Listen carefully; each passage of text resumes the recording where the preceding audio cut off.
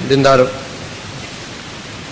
سب سے پیشتر ہمارے آقا نامدار امام زمان مالک دو جہان نور خدا بن برحق نور مولانا شاہ کریم الحسینی حاضر امام کے مبارک نام پہ صلوات پڑھیے۔ اللہم صلی علی محمد و آل محمد۔ دیندارو، اسماعیلی طریقے کی سمجھ کے حوالے سے کل جو باتیں میں نے آپ کے سامنے پیش کی اس کا خلاصہ یہ ہے کہ دین اور مذہب کی طرف ہمارا اپروچ اس طرح ہونا چاہیے قرآن کی تعلیمات کے مطابق کہ دین یا مذہب ایک دل کا سودا ہے، اس میں کوئی جبر نہیں ہے، کوئی زبردستی نہیں ہے۔ خدا نے ہر شخص کے لیے، ہر انسان کے لیے، ہر طریقے کے لیے مذہب پہ عمل کرنے کا اپنا اپنا طریقہ دیا ہوا ہے، مقرر کیا ہوا ہے، جس پہ وہ عمل کرتے ہیں۔ ہر شخص، ہر گروہ اپنے اپنے عمل کا خود ذمہ دار ہوگا۔ اس لیے بار بار قرآن میں یہ فرمایا گیا ہے کہ لنا اعمالنا ولکم اعمالکم، تمہارے لیے تمہارے اعمال ہے، ہمارے لیے ہمارے اعمال ہے۔ اور حضور نے بار بار فرمایا قرآن میں کہ فانتظروا انا من المنتظرین، تم بھی انتظار کرو، میں بھی انتظار کرتا ہوں، فیصلہ خدا کے ہاتھ میں ہے۔ اور اسی حوالے سے امام کے اختیارات، امام کا مقام اور امام کے نور کے بارے میں اور امام کے امر کے بارے میں نے بات کی، جس میں امام زمان کے آگے ہاتھ دعا کے لیے اٹھانا، امام کے آگے اپنا سر جھکانا، امام سے گناہوں کی معافی طلب کرنا، ان تمام باتوں کو امام کے اختیار میں نے آپ کے سامنے بیان کی۔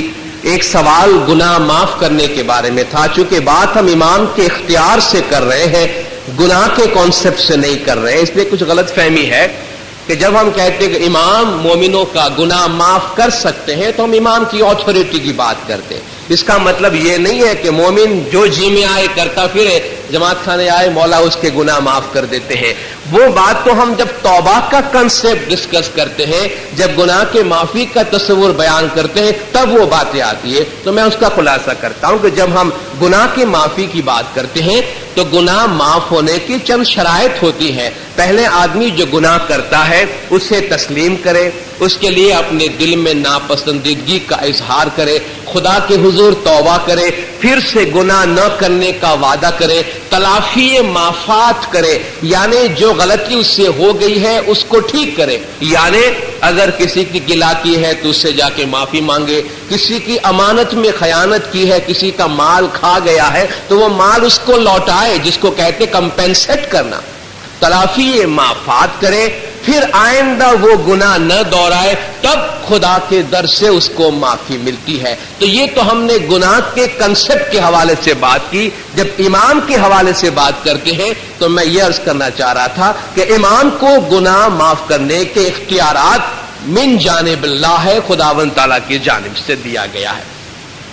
امام زمان کے سامنے اپنا سر جھکانا یا امام سے دعاؤں کے لیے ہاتھ اٹھانا، اس میں بعض لوگ ہمیں تنقید کرتے ہیں یا کہتے ہیں کہ یہ شرک ہے، اسماعیلی شرک کرتے ہیں، امام کو وہ مقام دیتے ہیں جو خدا کے برابر ہو جاتا ہے، اس لیے اسماعیلی شرک کرتے ہیں۔ اور جب ہم سے کوئی آ کے تم شرک کرتے ہو تو وہ آ کے ہم سے کہتے ہیں کہ بھئی ہم تو شرک کرتے ہیں۔ اس کو ہم ڈسکس کریں گے اس بنیاد پہ کہ کیا شرک ہے اور کیا نہیں ہے، وہ کہنے کا کس کو اختیار ہے، کس کے پاس اتھارٹی ہے جو ہمیں یہ بتائے کہ شرک کیا ہے، شرک نہیں ہے؟ کیا راہ چلتا ہوا ہر آدمی ہمارے بارے میں فیصلہ دے اور ہم اسے ایز اٹ از قبول کر لیں؟ حاضر امام نے گائیڈنس دیتے ہوئے فرمایا ہے کہ ہمارے مذہب پہ تنقید کرنے والوں کو پہلے آپ جانچیں کہ وہ تنقید کرنے میں کتنا کمپیٹنٹ ہے، وہ خود کتنا لائق ہے کہ وہ یہ بات کر رہا ہے۔ تو ہم اس بنیاد پہ بات کریں گے کہ مذہب کے بارے میں فیصلہ دینے کا حق کسے حاصل ہے۔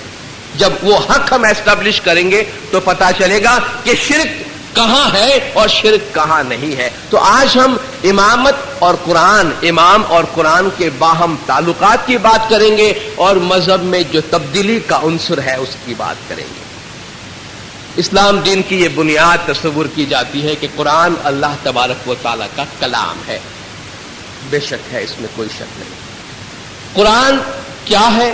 خدا کی طرف سے نازل ہوا ہے۔ گویا قرآن کی دو صورتیں ہمارے سامنے بنتی ہیں، ایک تو وہ قرآن جو ہمارے پاس ہے، دوسرا وہ منبع، وہ مرکز، وہ سورس جہاں سے قرآن نازل ہوا۔ ظاہر قرآن سارا کا سارا تو نازل نہیں ہو گیا ہے، کیونکہ اگر نبی صاحب 23 سال تک تھے نبوت میں تو اتنا قرآن نازل ہوا، اگر نبی صاحب کی نبوت 50 سال رہتی تو اور نازل ہوتا نا، وہ قرآن کہاں سے آتا؟ کہیں نہ کہیں سے تو آتا نا۔ آج تک اگر قرآن نازل ہونا جاری رہتا تو قرآن کہیں نہ کہیں سے آتا نا۔ اس کا مطلب 23 سال میں جتنی ضرورت تھی اتنا نازل ہوا، باقی کہیں نہ کہیں محفوظ ہے۔ ہم اس قرآن کی بات کریں تو قرآن جس مقام پہ محفوظ ہے اسے لوح محفوظ کہتے ہیں، یعنی قرآن کا سارا علم ایک جگہ موجود ہے، بالفاظ دیگر وہ خدا کے نور میں ہے۔ اس لیے خدا ایک کتاب زمین پر حاضل قرآن کی بات کرتا ہے، دوسرا اوپر جسے ذالک الکتاب کہتا ہے، یہ قرآن اور وہ کتاب ذالک الکتاب لا ریب فیہ، اس کتاب میں کوئی شک نہیں ہے۔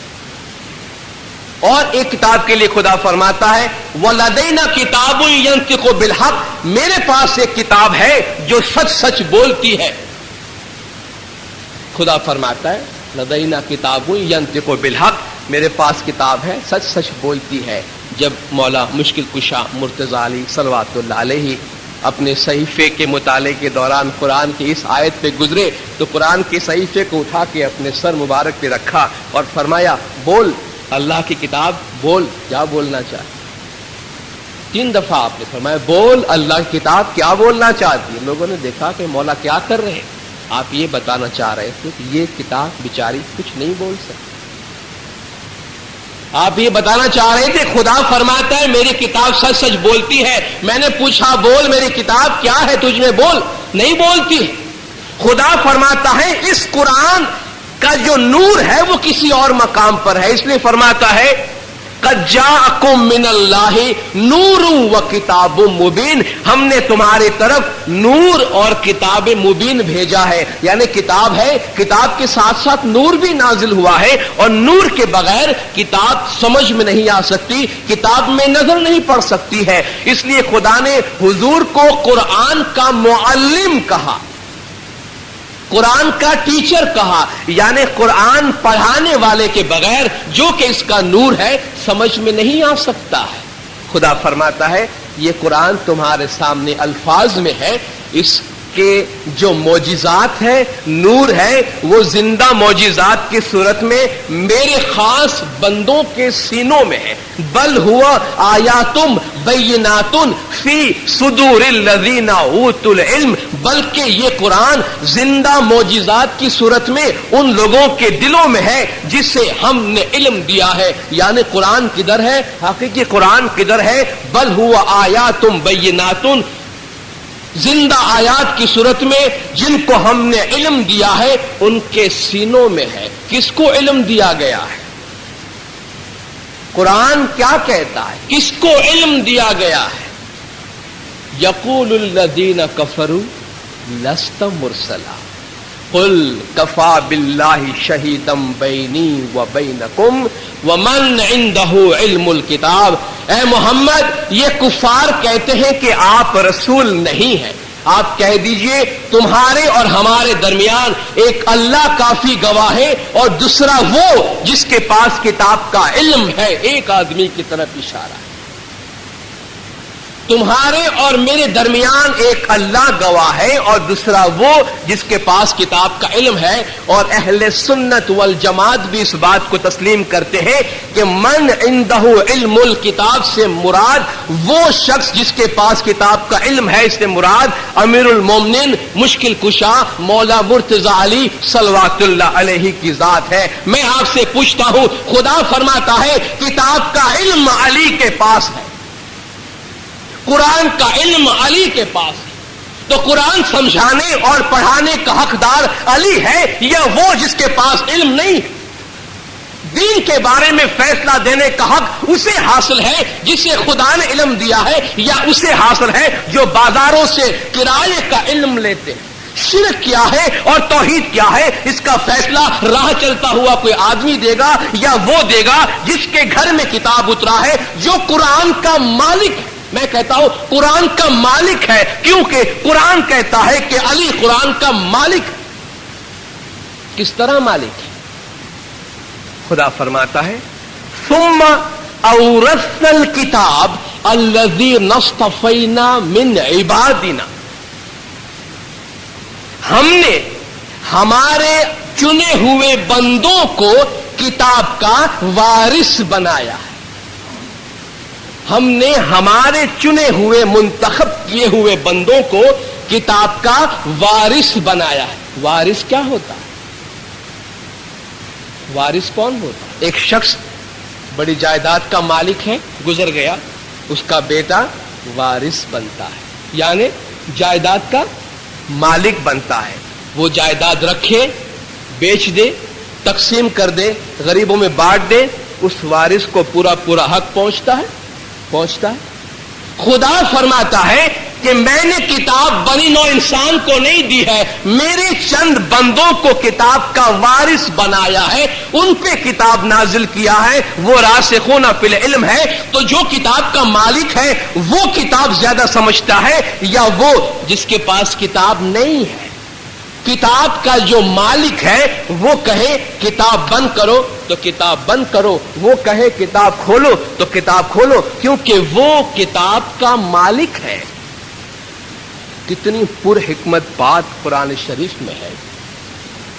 حضور نے اپنی ایک حدیث میں فرمایا ہے کہ علی منی بمنزلتی ہارون من موسیٰ الا انہ لا نبی بعدی، علی کی نسبت میرے ساتھ وہی ہے جو ہارون کی موسیٰ کے ساتھ تھی، فرق صرف اتنا ہے کہ علی میرے بعد نبی نہیں ہے، باقی ہمارے سارے تعلقات وہی ہیں۔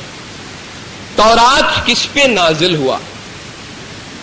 سب کہیں گے موسیٰ پہ نازل ہوئی۔ قرآن کہتا ہے تورات بیک وقت 2 آدمیوں پہ نازل ہوئی۔ قرآن کہتا ہے وَآتَيْنَاهُمَ الْكِتَابَ الْمُسْتَبِينَ، ہم نے موسیٰ اور ہارون دونوں پہ کتاب نازل کی۔ کیا کہتا ہے قرآن؟ ہم نے موسیٰ اور ہارون دونوں پہ کتاب نازل کی۔ حضور فرماتے ہیں علی کی نسبت مجھ سے وہ ہے جو ہارون کی موسیٰ سے تھی، تو قرآن کس پہ نازل ہوا تھا؟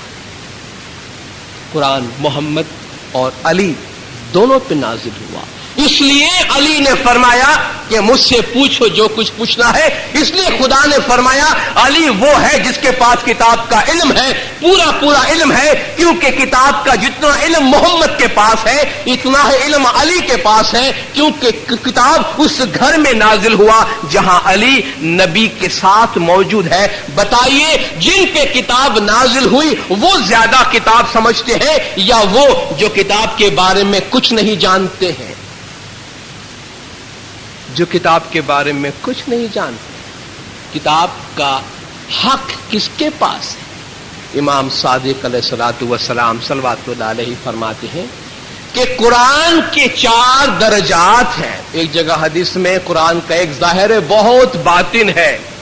ایک جگہ آپ فرماتے ہیں قرآن کے 4 درجات ہیں۔ قرآن میں عبارت ہے، قرآن میں اشارے ہیں، قرآن میں لطائف ہے اور قرآن میں حقائق ہے۔ یہ 4 درجات ہیں۔ عبارت جو باتیں لکھی ہوئی ہے، مولانا نے فرمایا عوام کی نگاہ عبارت تک ہوتی ہے، جو باتیں لکھی ہے ساری دنیا امت پوری قرآن پڑھتی ہے، الحمد سے لے کے من الجنتی والناس تک اکثر پڑھتی ہے، روزانہ پڑھتی ہے، لیکن سمجھتے کتنے لوگ ہیں؟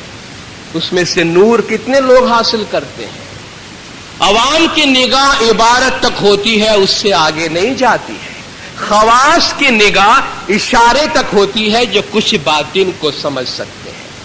جو اولیاء اللہ ہے ان کی نگاہ لطائف تک ہوتی ہے، اس میں لطیف باتیں ان کو جانتے ہیں، اور انبیاء اور ائمہ کی نگاہ جو ہے وہ حقائق تک ہوتی ہے، حقیقتوں تک جانتی ہے۔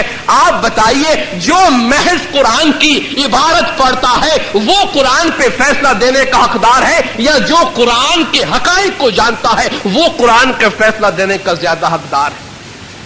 قرآن کہاں نازل ہوا تھا؟ اہل بیت کے گھر میں، یزید کے دربار میں، دمشق کی جامع مسجد میں۔ بچے یہ واقعہ پڑھتے ہیں کتاب کے اندر۔ کربلا کے واقعے کے بعد امام زین العابدین صلوات اللہ علیہ کو جب دمشق کے مسجد میں لے جایا گیا، یزید بھی بیٹھا ہوا ہے، شاہی دبدبہ ہے۔ یزید کہتا ہے خطیب سے کہ آج بنو امیہ کی شان بیان کرو۔ کرایہ تنخواہ دار جو حکومت کا خطیب ہے، حکومت کی تعریف کرنی، بنو امیہ کی بڑھ چڑھ کر بڑی تعریف کر دی۔ یزید مولا سے پوچھتے ہیں کہ اب آپ کو بھی کچھ فرمانا ہے، اس خیال سے کہ مولا پہ بڑا رعب طاری ہو گیا ہے بنو امیہ کا، کیونکہ ویسے ہی خاندان میں کافی لوگ شہید ہو چکے ہیں۔ امام نے فرمایا ضرور ہم فرمائیں گے کچھ۔ آپ کھڑے ہوئے اور فرماتے ہیں اے لوگو، تم میں سے جو مجھے جانتا ہے اس کو ہماری تعریف دینے کی ضرورت نہیں، جو نہیں جانتے انہیں ہم بتاتے ہیں کہ ہم علی اور نبی کے نواسے ہیں، ہم شہید کربلا امام حسین علیہ الصلوۃ والسلام کے بیٹے ہیں۔ جبرائیل ہمارے گھر میں آیا کرتے تھے اور قرآن ہمارے گھر میں نازل ہوا ہے۔ ابھی آپ نے اتنا ہی فرمایا تھا تو لوگوں کا جو ماحول تھا بدلنے لگا۔ یزید نے دیکھا کہ ابھی فوراً یہاں کا جو ماحول ہے بہت بدل جائے گا مولا کے فیور میں۔ مؤذن سے کہا بھی نماز کا وقت ہو رہا ہے، اذان دو۔ مولا زیادہ کچھ بولنے نہ پائے۔ مقصد کہنے کا یہ ہے کہ جس گھر میں قرآن نازل ہوا اس گھر سے ہمارا کیا ریلیشن ہے؟ قرآن اہل بیت کے گھر میں نازل ہوا، رسول کے گھر میں نازل ہوا۔ قرآن جاننے والے رسول کے گھر میں ہے اور رسول کے گھرانے سے ہماری کیا قربت ہے؟ زمانے کا امام جو اہل بیت ہے وہ ہمیں ہمارے پیارے روحانی بچوں کہہ کے یاد فرماتے ہیں۔ بچے، باپ کے بچے فٹ پاتھ پہ نہیں پڑے ہوتے، باپ کے ساتھ گھر میں ہوتے ہیں۔ اس اعتبار سے، اس روحانی رشتے کے حساب سے ہم اہل بیت سے بہت قریب ہیں، کم از کم دوسروں کے مقابلے میں بہت زیادہ قریب ہیں۔ اپنے دل پہ ہاتھ رکھ کے ہمیں بتائیے کہ وہ مولا جس کے دربار میں ہم صبح شام حاضری دیتے ہیں، وہ مولا جس کے گھر میں قرآن نازل ہوا، جو من عنده علم الکتاب ہے، جو راسخون فی العلم ہے، جو کتاب کا مالک ہے، جو کتاب کا نور ہے، جو کتاب کی روشنی ہے، اس کے دربار میں ہم صبح شام آتے ہیں۔ صبح شام وہ ہمیں یاد کرتے ہیں، تعلیقہ بھیجتے ہیں۔ ان کو ماننے والے شرک کرتے ہیں، اور یہ فیصلہ کون دیتا ہے؟ وہ جن کو قرآن سے کوئی نسبت نہیں، جن کو اہل بیت سے کوئی تعلق نہیں، جن کے پاس قرآن کا نور نہیں، جن کے پاس من عنده علم الکتاب سے کوئی تعلق نہیں۔ اپنے دل سے ہاتھ رکھ، دل پہ ہاتھ رکھ کے بتائیے فتویٰ دینے کا حق ہمیں زیادہ پہنچتا ہے یا کسی اور کو پہنچتا ہے؟ اگر ہم اس حق کا استعمال نہ کریں تو کم از کم خدا کے واسطے اس حق کا تو استعمال کریں کہ ایسے فتووں کی طرف کان نہ دھرے، کیونکہ ان سے ہمارا کوئی تعلق نہیں ہے۔ ہم مولا کے اس ذات کے قریب ہے جہاں خدا کا نور نازل ہوا ہے۔ قرآن ایک خزانہ ہے، خزانہ اندھیرے میں پڑا ہو، آپ کی آنکھیں بھی سلامت ہو تو اس خزانے کے پاس جا کر آپ کو کیا ملے گا؟ آپ کی آنکھیں اور خزانے کے درمیان جو بات رشتہ پیدا کرتی ہے وہ روشنی ہے، وہ نور ہے۔ ہماری عقل آنکھیں ہیں، قرآن خزانہ ہے، اس کے درمیان جو لنک پیدا ہوگا، اس کے درمیان جو رشتہ بنے گا، قرآن میں سے حقیقتیں نکالنے کی جو نور ہے وہ زمانے کا امام ہے۔ تو اسماعیلی امام زمان کو اس طرح تسلیم کرتے ہیں کہ قرآن اور امامت دونوں ساتھ ہیں۔ جس طرح قرآن ایک شخص کے ذریعہ نازل ہوا، نبی کے ذریعہ انہوں نے سکھایا، تو قیامت تک زمانے کے مطابق قرآن کی تشریح زمانے کا امام کرتا ہے۔ قرآن پہ کیا عمل کروانا، کیا نہیں کروانا، یہ امام کی اتھارٹی ہے، کیونکہ امام کا نور وہ سورس ہے، وہ خدا کا نور ہے۔ امام اس نور کے مظہر ہے جس نور سے قرآن شریف نازل ہوا ہے۔ اس لیے مولا علی علیہ السلام نے جنگ صفین کے موقع پہ فرمایا تھا کہ یہ جو قرآن نیزوں پہ اٹھایا گیا ہے یہ قرآن صامت ہے، خاموش ہے، کچھ نہیں بول سکتا. میں قرآن ناطق ہوں. برسر ممبر آپ نے فرمایا کہ سلونی سلونی قبل ان تفقدونی، اس سے پہلے کہ میں تمہارے درمیان سے اٹھ جاؤ مجھے جو کچھ پوچھنا ہے پوچھ لو. میں قرآن کی ایک ایک آیت کے بارے میں ظاہراً باطناً ایک ایک چیز تم کو بتاؤں گا، کیونکہ علم میں سے کوئی ایسی چیز نہیں جو اللہ نے نبی کو نہ سکھایا ہو اور نبی نے مجھے نہ سکھایا ہو. اور آپ نے فرمایا کہ انا مدینۃ العلم وعلی بابھا. تو امام کی اور قرآن کے اس تعلقات کے بعد اب ہم مذہب کے اس ظاہری صورت کی طرف آتے ہیں کہ زمانے کے ساتھ ساتھ ہمارا طریقہ اتنا کیوں بدلتا گیا ہے. ہم اس ازلی پرنسپل پہ عمل کرتے ہیں کہ خدا نے دین کو نیچرل بنایا ہے. دین اسلام نیچرل ریلیجن ہے، مولانا نے بھی فرمایا ہے. اور نیچر میں کیا ہے؟ نیچر میں آپ کو جو چیز نہیں ملے گی وہ یہ ہے کہ نیچر میں اسٹیٹک نہیں ہے کوئی چیز. نیچر میں جو باتیں بار بار آپ کو نظر آتی ہے وہ کیا ہے؟ چینج ہے، تبدیلی ہے. ہر چیز بدلتی ہے. جو چیز ٹائم اور اسپیس کے درمیان آ گئی ہے دینداروں وہ بدلتی ہے. 1000 سال پہلے دنیا کیسی تھی، آج دنیا کیسی ہے، 1000 سال کے بعد دنیا کیسی ہو جائے گی. بدلی ہے دنیا یا نہیں بدلی؟ دنیا بدلی ہے یا نہیں بدلی ہے؟ بدلی ہے. خدا نے دین کس کے لیے بنایا ہے؟ دنیا کے لیے یا آخرت کے لیے؟ آپ کہیں گے آخرت کے لیے. نہیں، خدا نے دین دنیا کے لیے بنایا. خدا نے دین دنیا کے لیے بنایا. آخرت میں آپ دین پہ عمل نہیں کر سکیں. قیامت کے میدان میں جا کر ہم یہ کہیں کہ یا مولا دسون دینا بھول گیا ہوں، ذرا مہلت دو میں دسون دے کے آتا ہوں. فرمایا کہ ابھی ٹائم نہیں، وقت گزر گیا. یعنی جو کچھ کرنا ہے یہاں کرنا ہے. اس دنیا میں رہتے ہوئے دین پہ عمل کرنے کا حکم دیا گیا ہے. الدنیا مزرعۃ الآخرہ، یہاں بوگے تو وہاں کاٹو گے. اگر دنیا ٹائم اور اسپیس میں ہے اور ہمیشہ تغیر اور تبدل میں ہے اور دین دنیا کے لیے بنایا گیا ہے تو دین میں تغیر اور تبدل کیسے نہیں ہوگا؟ کیسے تبدیلی نہیں ہوگی؟ اگر میں آپ سے پوچھوں خدا نے کتنے پیغمبر بھیجے تو آپ 1,24,000 کا فگر فوراً بتائیں گے. میں آپ سے پوچھوں کہ ضرورت کیا تھی اتنے سارے پیغمبروں کو بھیجنے کی؟ کیا ضرورت کہ خدا ٹائم کے مطابق ہدایت دے؟ کیا خدا بار بار اپنی تعلیم چینج کرتا رہتا ہے؟ ایک بات ایک دفعہ قیامت تو چلا نہیں سکتا اسے. خود اس بات کی دلیل ہے. خدا ایک کتاب اور ایک رسول بھیج کے قیامت تک کا سارا میسج کیوں کنوے نہیں کر دیا؟ کہیں گے زمانے کے مطابق ہدایت کی ضرورت ہے. یہ بات وہ بھی کہیں گے جو آج حاضر امام کو نہیں مانتے ہیں، لیکن زمانے کے مطابق ہدایت کی بات ضرور کریں گے، ضرور کریں گے. تو آدم سے لے کے خاتم تک اگر زمانہ بدلتا رہا، نیچر میں ہر چیز بدلتی ہے، ہر چیز گرو ہوتی ہے، تو دین کی تعلیمات جو ہے ان کے ساتھ اگر نہ بدلے تو دین اور دنیا کے درمیان تصادم ہو جائے گا اور انسان کی صلاح و فلاح خطرے میں پڑ جائے گی. اس لیے ہر زمانے میں پیغمبر آتے رہے، امام آتے رہے جو مذہب کی ظاہری صورت بدلتے رہے تاکہ مذہب زمانے کے ساتھ چلتا رہے. قرآن تو خدا کی آخری کتاب ہے، وہ تو نازل ہو رہا تھا خدا کا کلام، اس میں تو چینجز کی کوئی ضرورت نہیں تھی. لیکن آپ دیکھیں جب قرآن نازل ہو رہا ہے 23 سال کے اندر، بلکہ 2 گھڑی میں خدا اپنا فیصلہ دوران نزول وحی تبدیل کر دیتا ہے. پہلی بات تو قرآن آپ دیکھیں گے تو قرآن میں جو آیات کا نزول ہے اس میں تدریج پائی جاتی ہے، گریجولی آرڈرز دیا گیا ہے.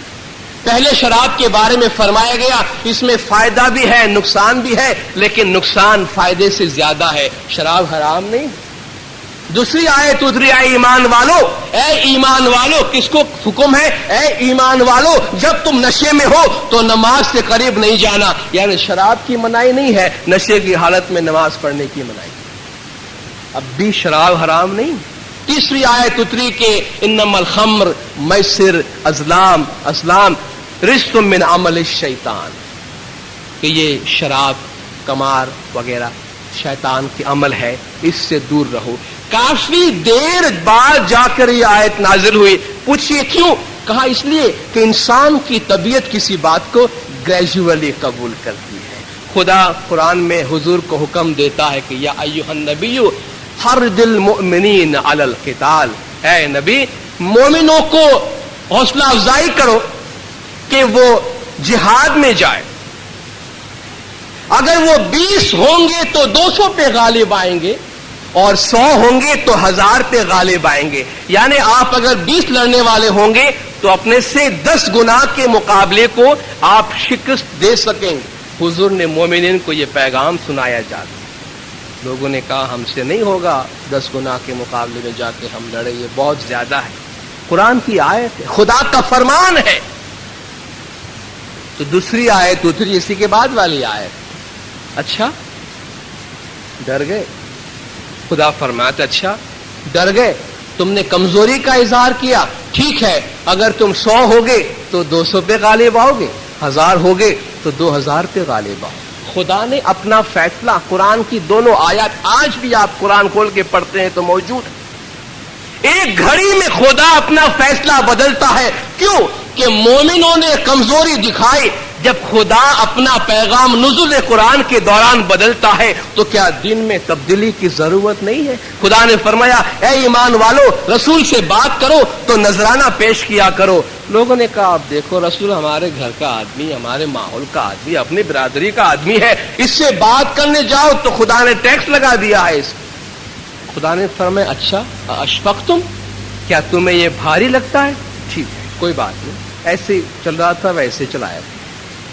آپ نے دیکھا میں نے صرف آپ کو 2 مثالیں دی ہے، قرآن میں ناسخ اور منسوخ کی بے شمار مثالیں ہیں، یعنی ایک آیت دوسری آیت کو کینسل کرتی ہے، ایبروگیٹ کرتی ہے، کیونکہ کہتے ہیں حالات بدل گئے تو ایک آرڈر کو دوسرے آرڈر نے آ کر کینسل کیا۔ چلے آپ کہیں گے خدا کا حکم خدا بدل دیتا ہے، لیکن خدا کا حکم جب لوگوں کا مقرر کیا ہوا خلیفہ بدل دے یہ کہتے ہوئے کہ زمانہ بدل گیا ہے تو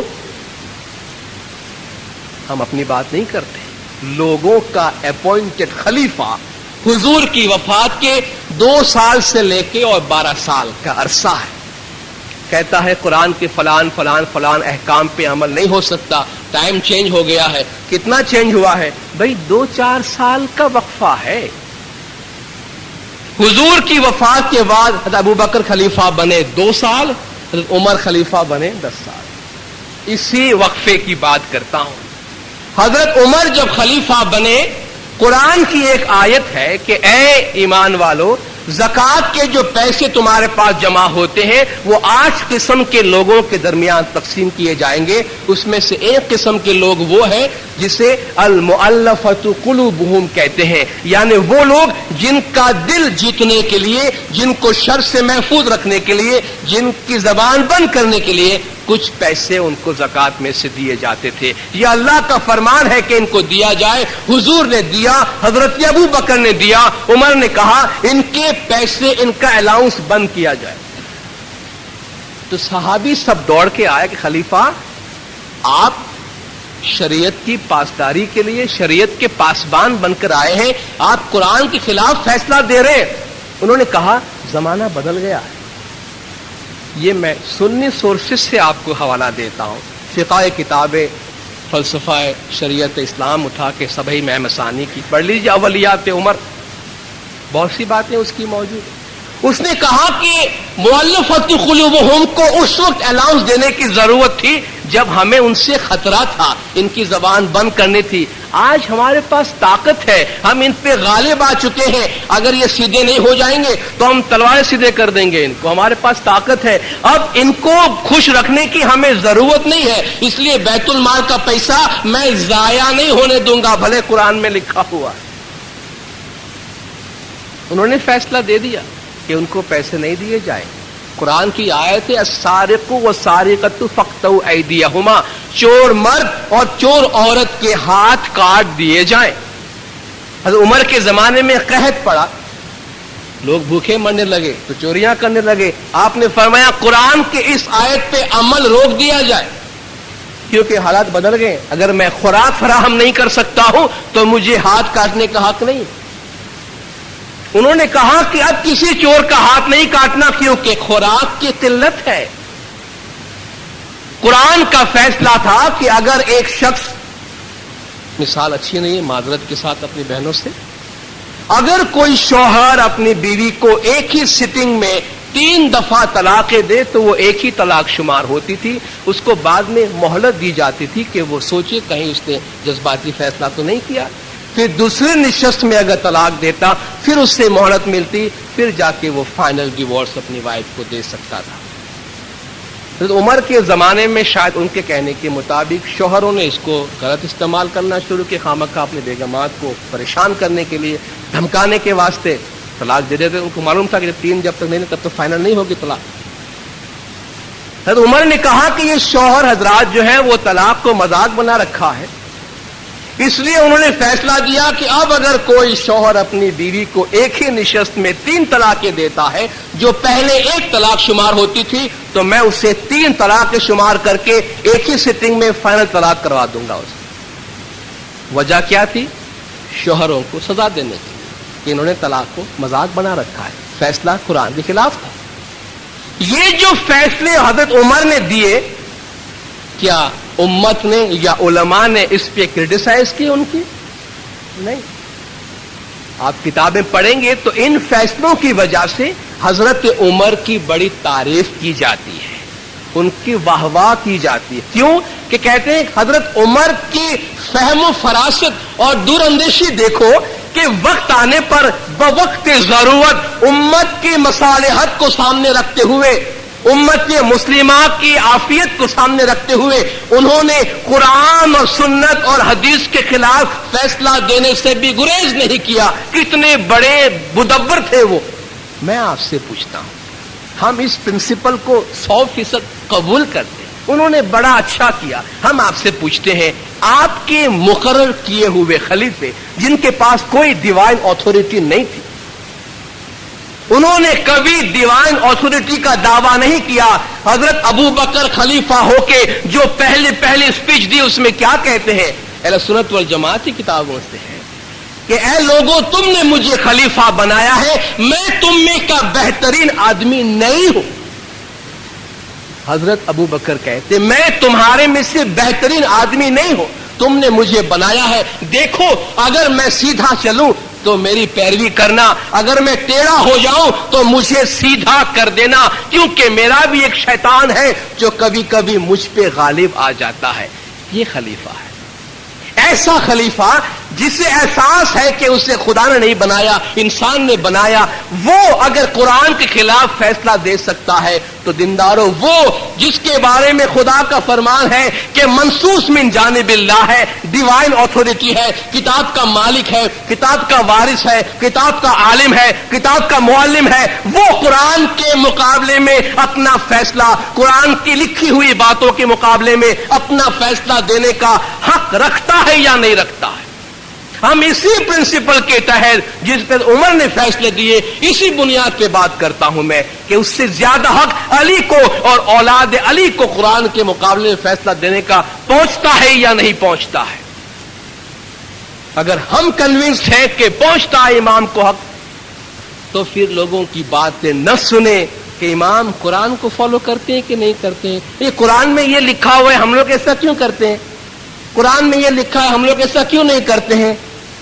اگر ہم جانتے ہیں کہ امام کی اتھارٹی کیا ہے، اگر ہم جانتے ہیں امام کا مقام کیا ہے، تو آئندہ خدا کے لیے یہ سوال نہیں پوچھنا کہ قرآن میں ایسا لکھا ہوا ہے تو امام نے ایسا کیوں بولا ہے. یہ تو ایک چھوٹا بچہ پڑھنے کے لیے جائے پہلی کلاس میں اور پروفیسر اس دن اگر پڑھانے سے آگے اتفاق سے اور کہا کہ بچوں آج کتاب بند کرو، میں جو بولتا ہوں وہ تم پڑھو.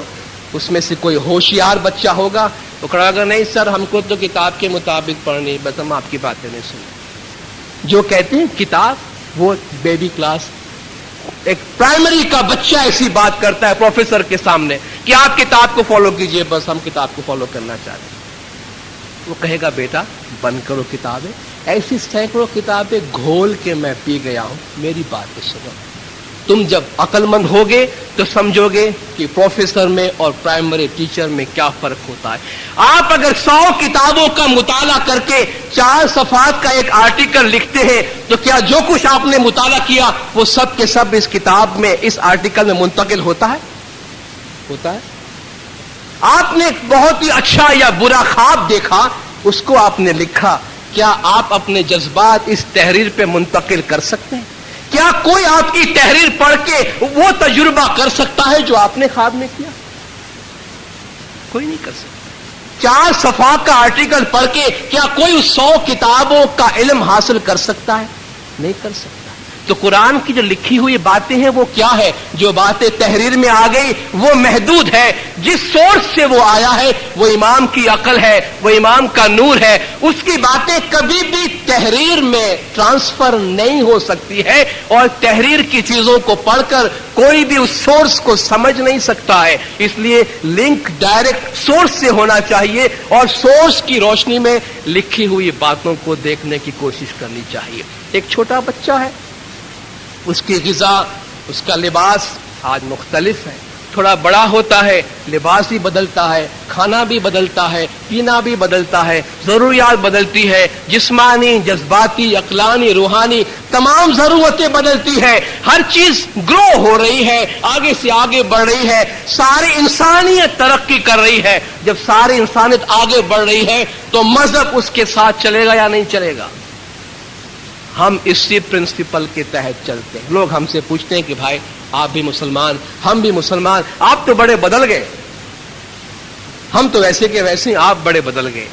ہم اس یہی کہتے ہیں کہ بھائی ہم چلتے رہے, تم کھڑے رہے. ہم زمانے کے ساتھ چلتے رہے تو ہمارے سامنے ایسی بے شمار ہزاروں بہاریں آئی, تم کھڑے رہے تو وہیں کے وہیں رہے, مسائل میں گھرے رہے. تو فرق یہ ہے دینداروں کہ ہم اس پرنسپل پہ عمل کرتے ہیں کہ نیچر کے ساتھ چلتے ہیں. خدا نے امام کو رکھا ہے زمین میں دین کو چلانے کے لیے, ہم نے امام کے ہاتھ کو پکڑ لیا ہے, امام کے دامن کو پکڑ لیا ہے. Follow the commander and not the command. ایک دفعہ کمانڈ آیا, کل کمانڈ چینج ہو جائے گا, اس لیے صرف کمانڈ کو مت پکڑو, کمانڈر کو پکڑو. وہ آج کہتا ہے فائر, کل کہتا ہے سیز فائر, اس کے کہنے کے مطابق عمل کرو. وہ کل کہتا ہے سیز فائر تو یہ مت بولو کل تم نے کہا فائر, آج کہتے ہو cease fire. Follow the commander and not the command. امر کرنے والوں کو فالو کرو. ہم امر کرنے والے کو فالو کرتے ہیں. حضرت امام نے حال میں کئی جگہوں پہ اپنے فرمان میں فرمایا کہ ہمارا طریقہ ایسا ہے جس میں ایک حاضر امام ہے, اور یہ حاضر امام کی اتھارٹی ہے کہ مذہب پہ کہاں ترمیمات کرنی, کہاں تبدیلی کرنی, اور مذہب کو کس طرح انٹرپریٹ کرنا. تو ان اصول کے تحت ہم چلتے آئے ہیں. اس کی وجہ سے ہمارے طریقے کی آج یہ صورت ہے, اور ہمارے طریقے کا ظاہر صورت اور بدلتی رہے گی. زمانے کے ساتھ تبدیلی آتی رہے گی, کیونکہ ہم زمانے کو فالو کرتے ہیں, زمانے کے امام کو فالو کرتے ہیں. اگر ہم حاضر امام کا مطلب سمجھتے ہیں تو میرے خیال سے اور کوئی پرابلم, کوئی مسئلہ ہمارے پاس نہیں رہے گا. اگر کوئی امام کو سمجھے بغیر, امام کی اتھارٹی کو جانے بغیر اسماعیلی مذہب کے بارے میں بحث و مباحثہ کرے لوگوں کے ساتھ, وہ کسی نتیجے پہ نہیں پہنچے گا. پہلے امام کا مقام اور امام کی اتھارٹی کو سمجھنا بہت ضروری ہے. 2 دن کے دوران آپ کے سامنے بولنے کا موقع دیا گیا. آپ کے لوکل طریقہ بورڈ, وہی کامرے صاحبان, آپ سب کا شکر گزار ہوں کہ آپ نے بہت خاموشی سنا. مولانا حاضر امام کا جماعت کے علم گنان میں اضافہ کرے, مولانا جماعت کی تمام گناہ معاف کرے, سب کی نیک امیدیں پوری کرے, آخری دم تک ایمان سلامت رکھے, سکھی سلامت و آباد رکھے, دیدار نصیب کرے. صلوات پر دینداروں, اللہم صلی علی محمد و آل محمد. مولانا